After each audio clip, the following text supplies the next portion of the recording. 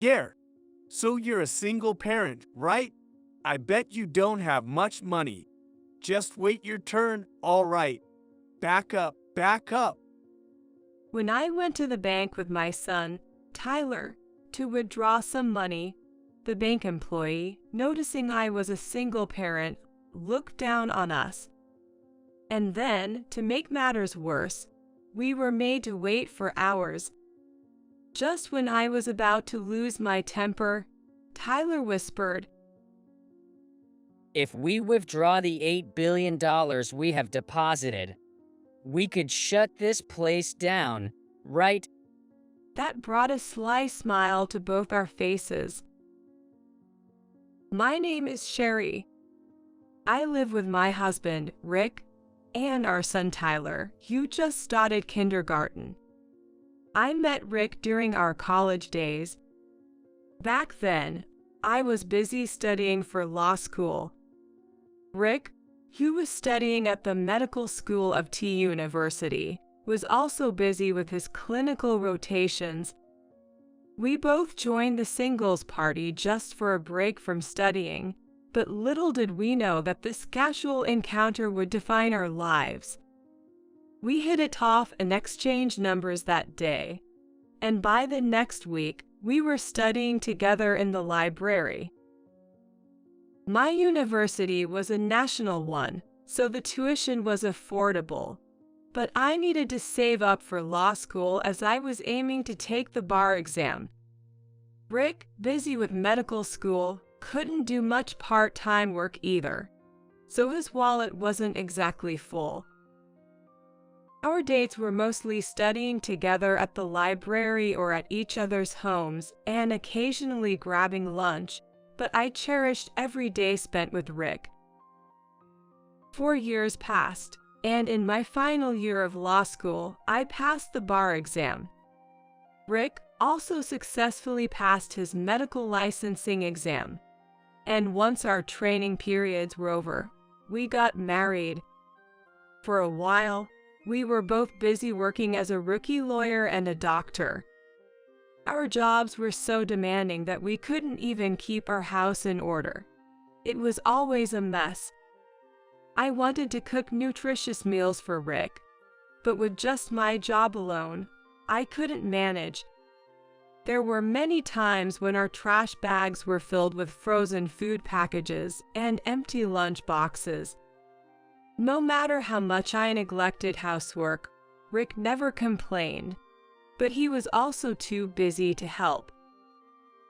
I rarely stayed up all night, but Rick, being a doctor, often had to work nights.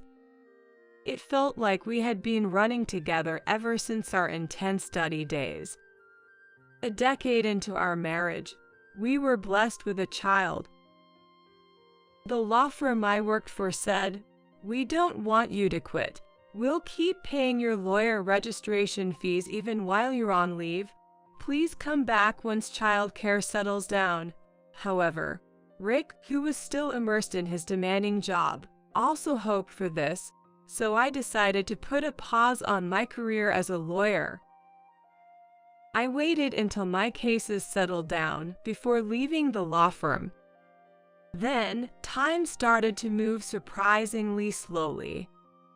I could finally focus on our home, our soon-to-arrive baby, and Rick. Life shifted from being hectic to having time to care for our household. Our child was born, and we named him Tyler. Tyler was a bright kid. By the age of 2, he could read and write all letters in the alphabet. By the time he started kindergarten, he could read an analog clock and would start reading the news on the computer with Rick. On our way to and from kindergarten, he would explain the news to me. I was astonished by his rapid growth, but Rick just smiled and said, "I think it's normal." According to Rick's mom, Rick was the same as a child. But perhaps the peak of my life was those peaceful years spent as a stay-at-home mom, raising young Tyler by Rick's side. When Tyler was 5, in winter, our family went skiing. It was a beautiful sunny morning, perfect for skiing, but in the evening, just as we were about to head home, the weather turned bad. As we were hurrying back, Rick said, "I see something like a hat in the snow off the course. Someone might have fallen. I'll go check." I had a bad feeling, but knowing Rick, who worked in emergency medicine and always put saving lives first, he couldn't just ignore it if someone was in trouble. So I didn't stop him. If only I had insisted he stay.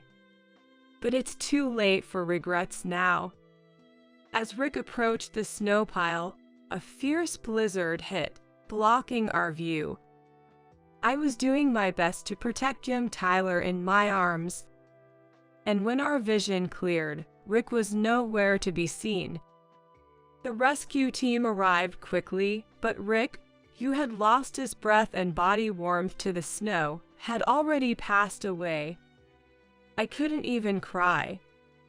Under the fearfully blue winter sky that had cleared again, I stood frozen, holding Tyler. Rick, who had just been laughing and skiing with us, was no longer there. All the memories from when we met until now raced through my mind like a flickering slideshow. Rick was earnest, intelligent, and always straightforward. In front of my stunned self, Tyler did not cry. Dad tried to help the person who lost their hat, right? In front of the lost hat, 5-year-old Tyler understood everything. Yes, he did try to help. Lost for words, I was tightly hugged by Tyler. Mom, I will help you. I will protect you. From then on, a huge void opened in my heart. Tyler, true to his words at that time, stayed by my side, smiling, helping out with his little hands, and gently asking, "Are you okay, Mom?" He tried his best to protect me. But I realized that it was my responsibility to truly protect young Tyler. Now, without Rick, who was always with us, it's my duty to protect Tyler.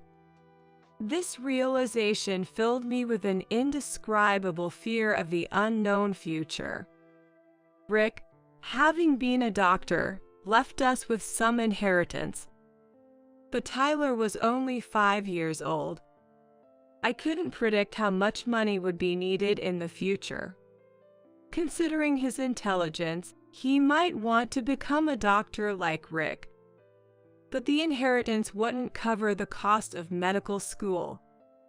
I wished I could immediately return to working as a lawyer, but balancing a full-time job while raising young Tyler seemed daunting. I wanted to at least work part-time to earn some living expenses, but my health had deteriorated since Rick's passing, making even that impossible, and I felt anxious seeing our savings account dwindling day by day. Don't worry, Mom. I will protect you.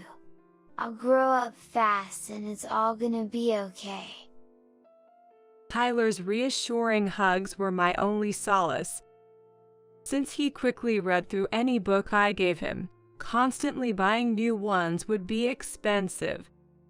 So we frequented the local library, allowing him to read plenty of books. By the time Tyler graduated from kindergarten, he had become proficient in writing foreign languages typically learned in high school. Learning foreign languages expanded the range of books he could read. Tyler, devouring books of all genres, had become much more knowledgeable in various subjects than I, who only knew about the law. Amid a life at rock bottom, having lost my loving husband and with no one to rely on, Tyler's growth was the only ray of light. Years passed, and Tyler turned 9. His passion for reading books remained unchanged, but there was a big change in my life. When Tyler entered 4th grade, I returned to work as a lawyer. I had always loved my job as a lawyer and had a decade of experience from my 20s, working tirelessly. A month after returning, I got back into the swing of things and was able to handle my work. By this time, my health, which had often faltered since losing Rick, had finally stabilized, and the nightmares that woke me up in the middle of the night had lessened. Still, balancing my job as a lawyer with household chores was challenging. I was barely managing the bare minimum, like preparing meals and doing laundry for Tyler. I had no time for myself. My makeup routine was just hurriedly applying foundation in the office bathroom in the morning. At night, I often fell asleep without removing my makeup, and my wardrobe was limited to suits for work and a few old casual clothes, making me look much older than I was. I even declined a college reunion invitation, feeling embarrassed about my current state, and returned home with a heavy heart that day. When I opened the door, I found Tyler sitting in front of a brand new computer, his eyes sparkling. "Tyler, what's with the computer?" I won this. Remember the quiz show I participated in on TV? I kept it a secret until the broadcast, but I won. And this computer was the prize. Cool, right? "You won. You should have told me sooner. That's amazing, Tyler, just like your dad." I hugged Tyler, sparkling with excitement. This computer marked the beginning of a new phase in Tyler's life. A year had passed since he received the computer as a prize from the quiz competition. Since that day, Tyler spent almost all his time at home on the computer. At first, I helped him with the operations, but that was only for a day or two. Then, he started buying specialized books from bookstores, rapidly absorbing knowledge. He was always quick at reading, and now that I was working, I could afford to buy him many books. Tyler's study desk quickly became filled with books on programming languages. I had only focused on law, so I knew nothing about computer development languages like Java or C++. Seeing Tyler so immersed and shining in this field made him seem almost otherworldly to me, as if he wasn't my own child. "Rick, Tyler seems to have inherited your knack for the sciences." I caught myself talking to the night sky. Sometimes Tyler would read my old college books too. Thinking about his future, I no longer felt the terror I had right after losing Rick. Tyler would carve his own strong path in life and society. I was sure of it. Every year on Rick's death anniversary, we always visit his grave, and this year was no different. While walking to the bank to withdraw money for Tyler's new computer, a man suddenly bumped into me from behind, causing me to nearly lose my balance and fall. The man who bumped into me was wearing an unusually glossy long coat and had a tacky oversized watch that he was flaunting.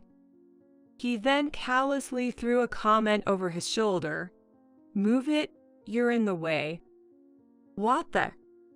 I almost blurted out a complaint, but I held back, remembering that today was Rick's death anniversary, and I wanted to avoid any trouble or foul language.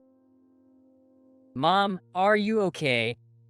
Tyler asked, coming over. I hugged him tightly. "Thank you, I'm fine. How about you, Tyler? That must have startled you."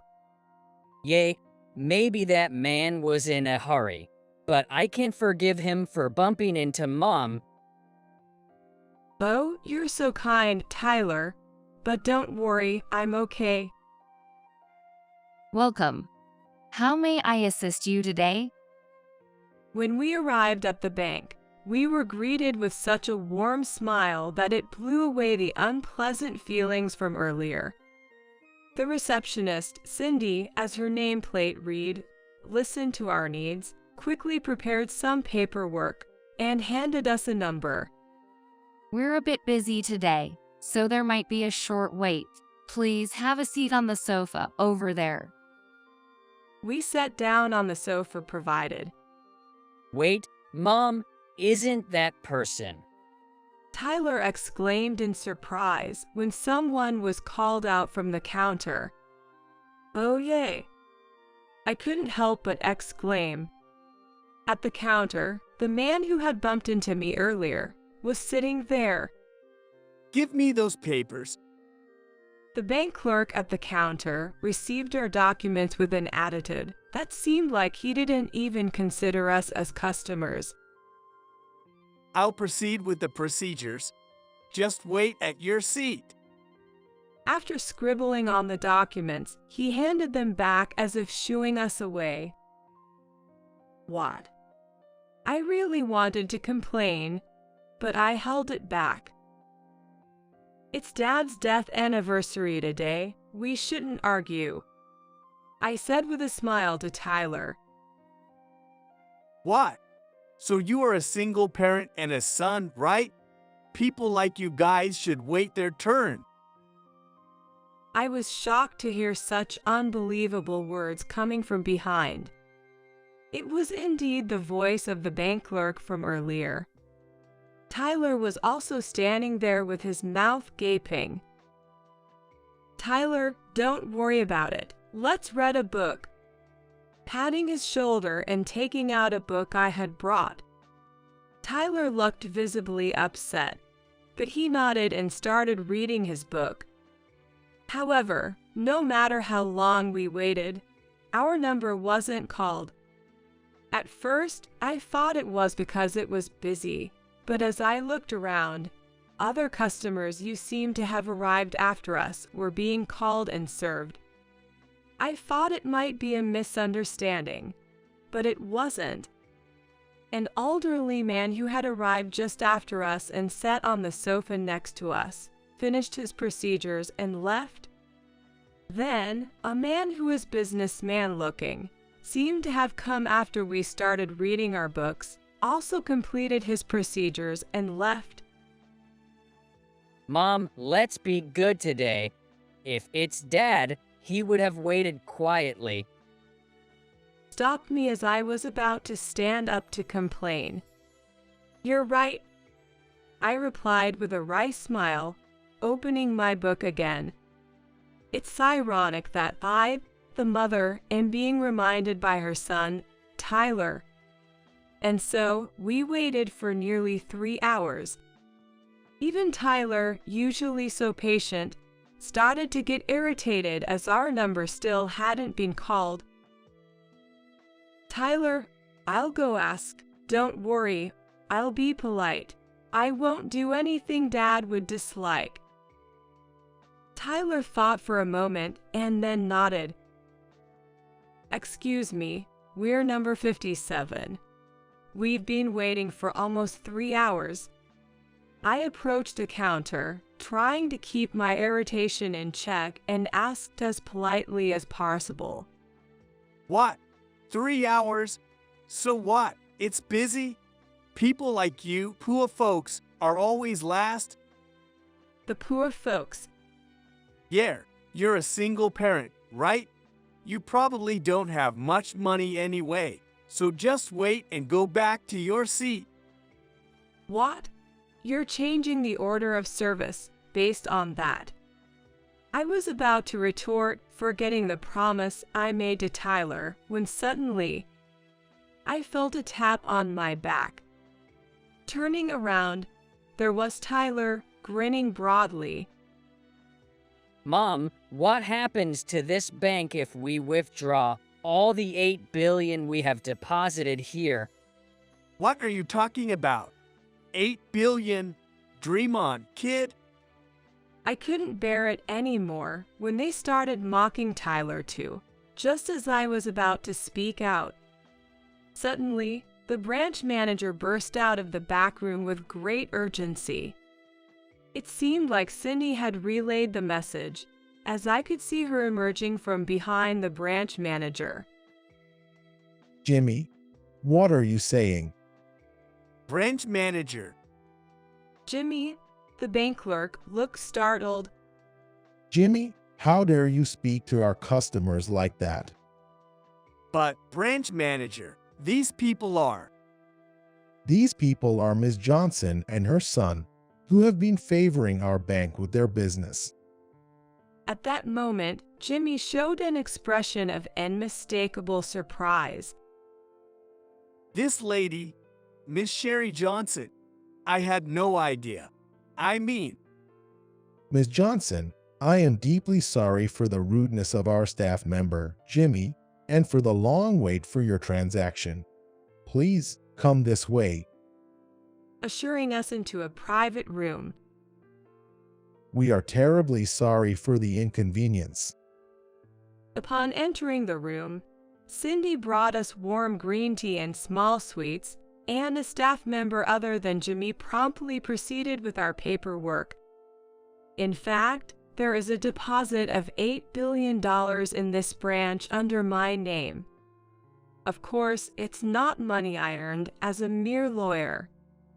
Tyler, utterly fascinated by computers and app development, struck gold with a game which he and his friends created. I had established a company under my name, where the money was deposited.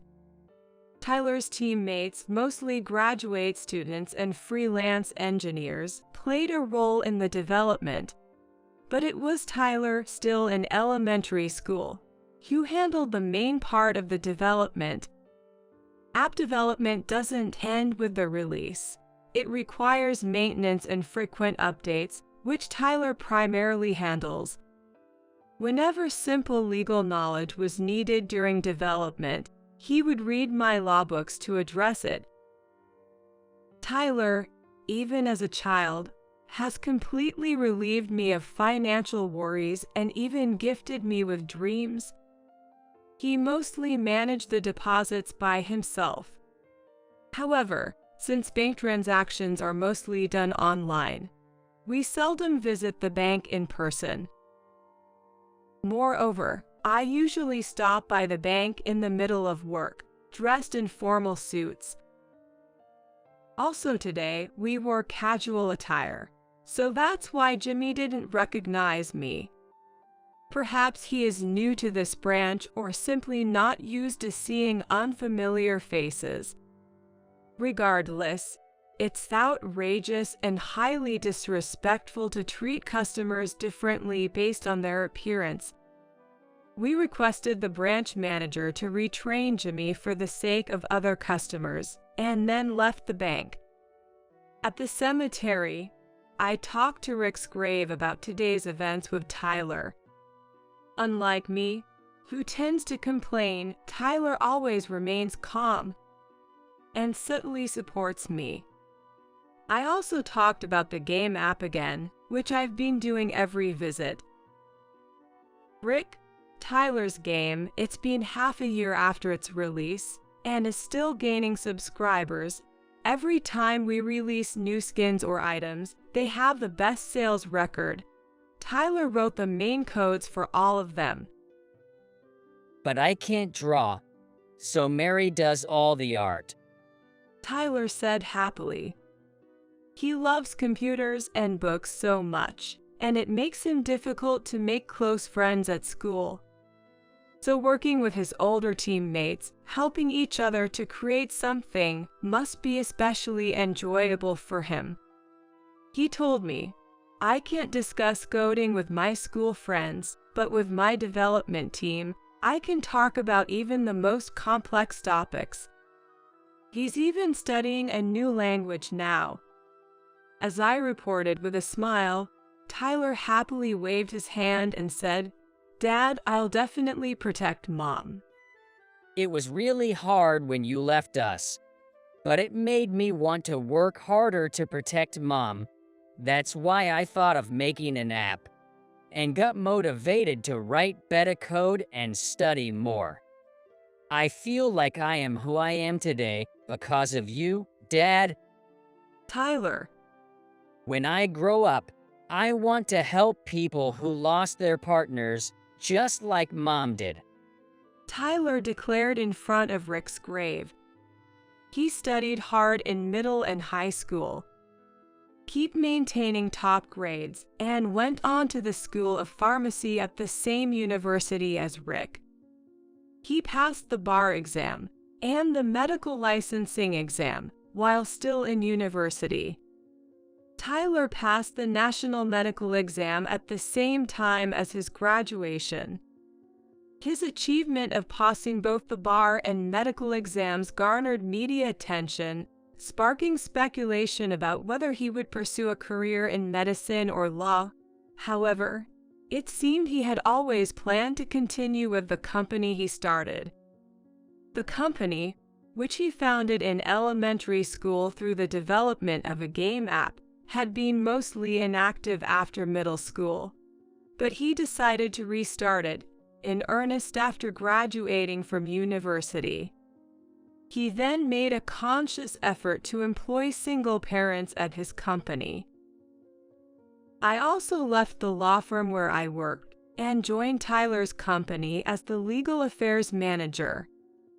I was thrilled to use the knowledge and experience I gained over the years as a lawyer in my son's company. Moreover, due to the company's policy of employing many single-parent, overtime work was basically prohibited. This allowed me to return home on time every day and slowly take care of household chores.